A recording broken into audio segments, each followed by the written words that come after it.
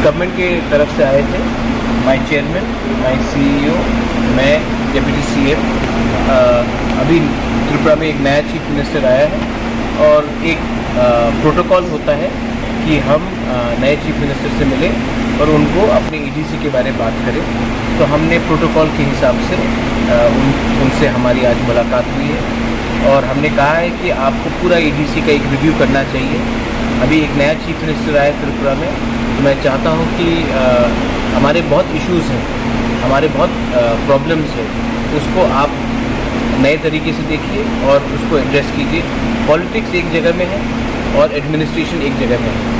हर चीज़ को आप पॉलिटिक्स से लिंक नहीं कर सकते हैं।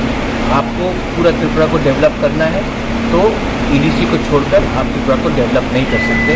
तो इसी बात पे हमारा आज मीटिंग क्या कहना? उनका कहना था कि वो एक रिव्यू मीटिंग करेंगे। हम उनको एक ऑफिशियल लेटर भी भेजेंगे कि एक रिव्यू हो ऑल डिपार्टमेंट्स ईडीसी को लेकर और कहाँ में जहाँ में हमको लगता है प्रॉब्लम है उनको लेकर, ऑफिसर्स को लेकर। हमारे आईएएस ऑफिसर भी यहाँ में है सीके जमतिया, उनसे बैठकर हम लोग एक रिव्यू मीटिंग करेंगे।